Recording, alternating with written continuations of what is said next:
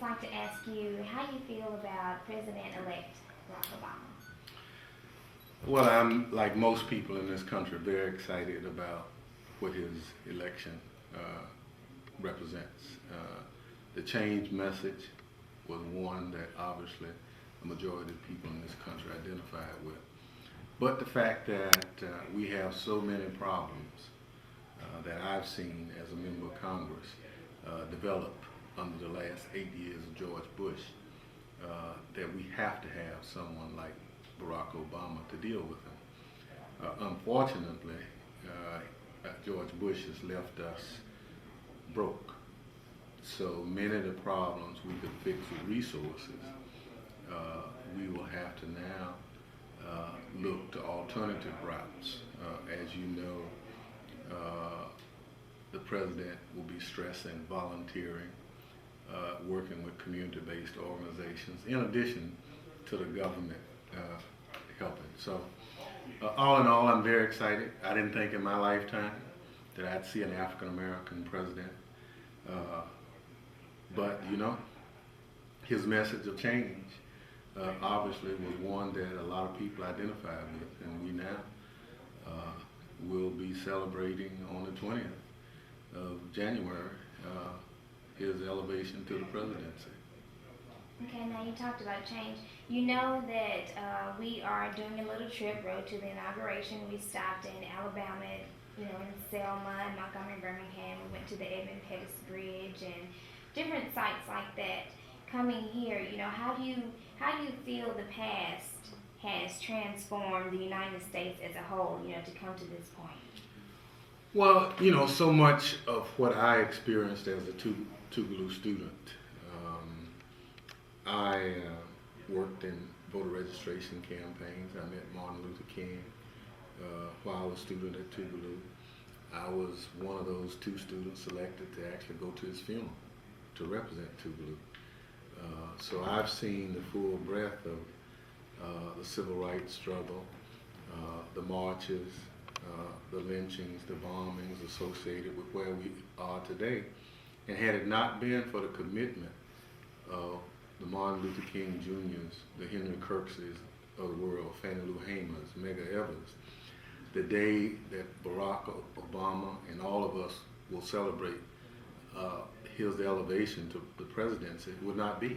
So you're no better today than you are as a student of history.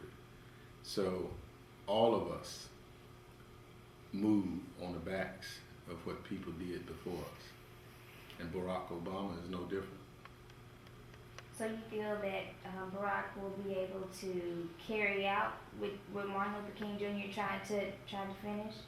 Let me tell you, he has a tough job ahead of him. We have 47 million people in this country without health insurance. We have a disproportionate number of poor and minority people locked up in jails. We have an energy policy that is breaking this country so that people are now having to make choices between paying the light bill and the gas bill versus food and rent, and those are choices we shouldn't have. The term that I've kind of coined with the excitement for this new president is called managed expectations. If Barack Obama could change all the problems in America overnight, then I believe he would do it. But he can't do it that fast. So we're going to, as a country, have to be patient, one step at a time. And so over time, we will get out of this mess that George Bush put us in. But it can't be done overnight. So after we leave the celebrating of his elevation to the presidency, we have to roll up our sleeves and work. And then we have to give him time to do the job. And this country is impatient. And I just hope that that impatience doesn't turn against the Obama administration, because people voted for change. But in order to make change happen, you have to have the resources, but you also have to have a willing Congress to work with you. The good thing about it is the Congress is of the same party that Barack Obama is, so that should not be nearly as difficult as it could be if Congress was in Republican hands.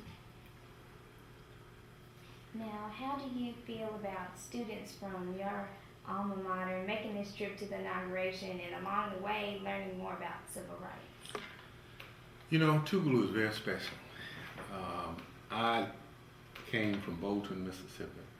I had heard about a lot of things going on in the country in the 60s, but I had never really experienced it until I got to Tougaloo.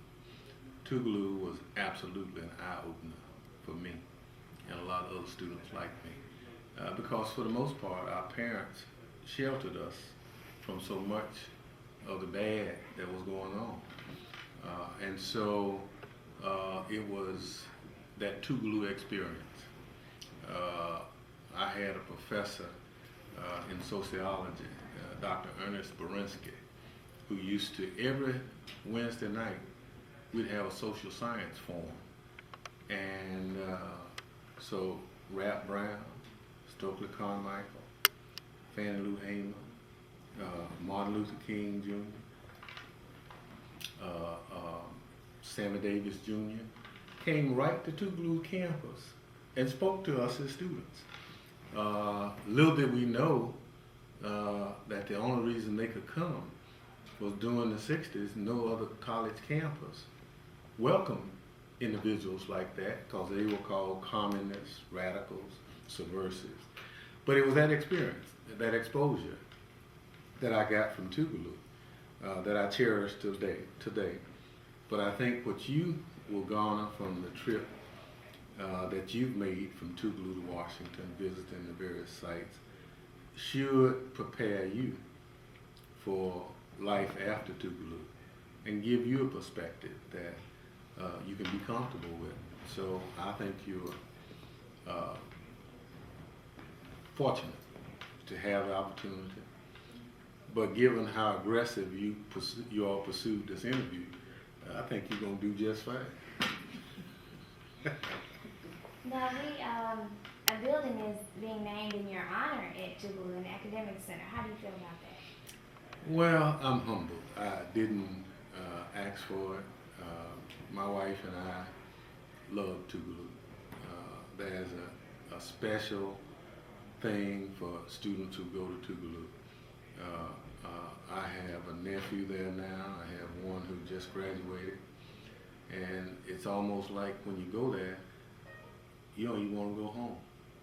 You know, your parents call you and say, you know, we do live here. I say, well, Mama, I'm not. But it's that Tougaloo experience, which I think is invaluable for young people. So, but what I do want is to create a learning environment for young people so I can share my 40 plus years of public service in a format where young people at Tougaloo can live and learn and feel what being black in America is all about and what challenges they will have to overcome in order to be successful. And my model will be different. So I'm happy to work with it. We continue to raise the money and all that for it, and I look forward to it. But, you know, there are a lot of other people who could have had their name on the building than me. And it's an honor, but I didn't seek it because I love Tougaloo.